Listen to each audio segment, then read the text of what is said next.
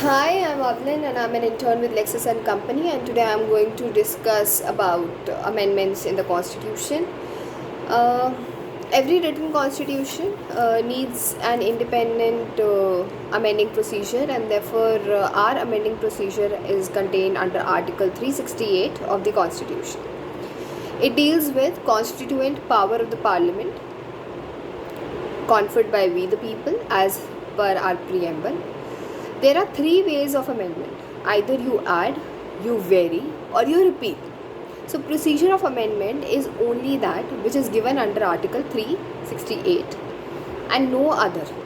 It gives us two procedures: amendment by special majority, and the second one is ratification by majority of the state legislatures. Amendment by special majority is not an amendment under Article 368. These are inbuilt procedures given within the Constitution.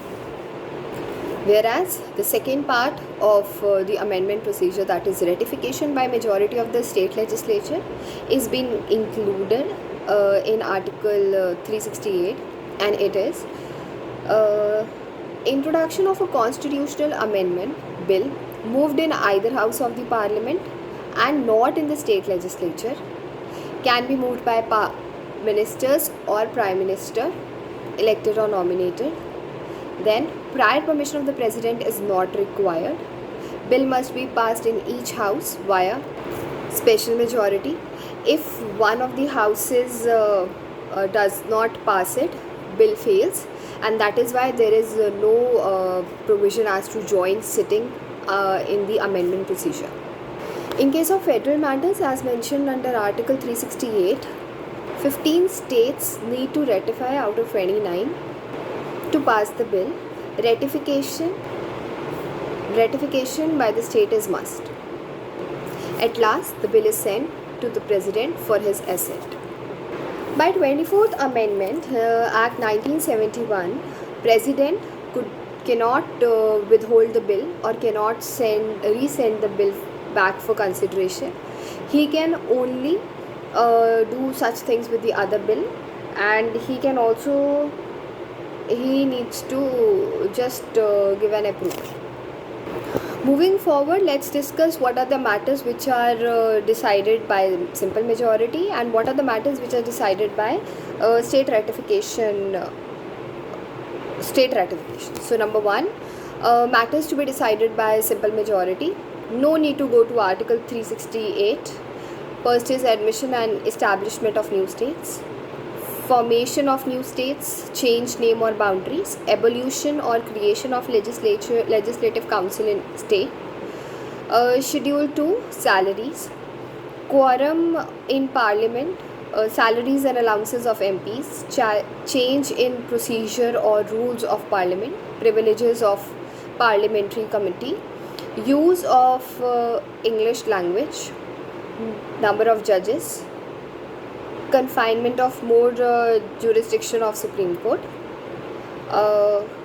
use of official language, citizenship, that is acquisition and termination, elections to parliament, delimitations of constituencies, any matter as to UTs, and Schedule 5 and 6 schedule. Any matter related to UTs and any matter related to Schedule 5 and Schedule 6. Matters on which state ratification is required: Article 54, election of the president; Article 55, manner of election of the president; Article 73, extent of execution power of the union; Article 162, extent of the executive power of the state; Article 241, high courts for UTs; Chapter 4 of Part 5, Union Judiciary; Chapter 5 of Part 6, High Courts in the State; Chapter 1 of Part 11, Legislative Relations; provisions of Article 368 itself; representation of states in Parliament; any list in Schedule 7. Moving forward, the basic question that have been made clear with plethora of judgments is: can fundamental rights be amended under Article 368? This question was answered by plethora of judgments, and the first judgment which answered this was Shankari Prasad versus Union of India in 1951. Supreme Court in this judgment held that power of the Parliament to amend Constitution under Article 368 also includes the power to amend fundamental rights.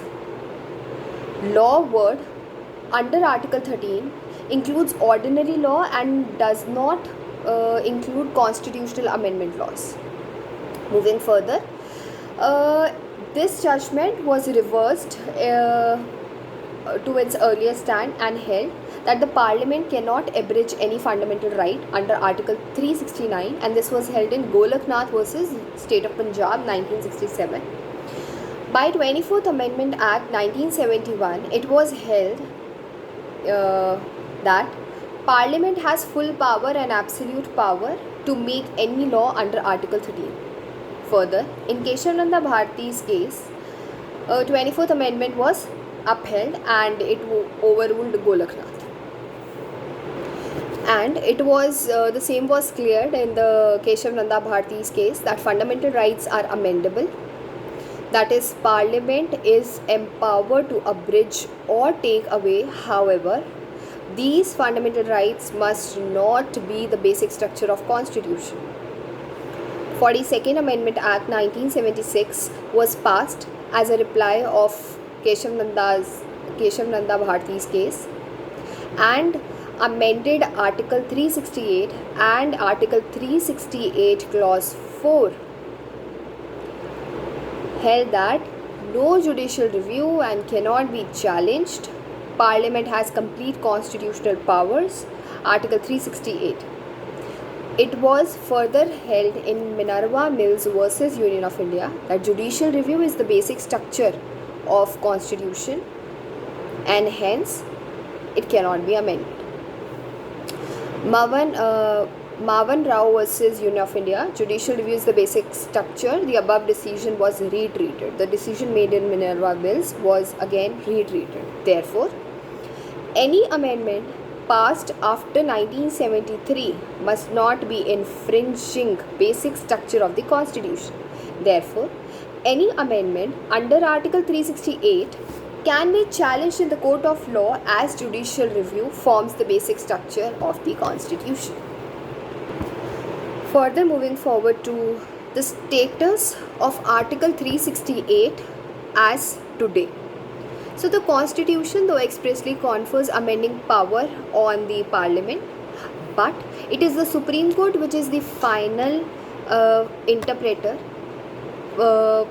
of the scope of such power and to spell out the limitations, if any, on such amending power. At present, any part of the Constitution can be amended under Article 368, the only limitation being the procedural limits that is mentioned in Article 368 itself, and the substantive limits, that is the basic structure of the Constitution, which was clarified in Keshavananda Bharati's case. Thank you.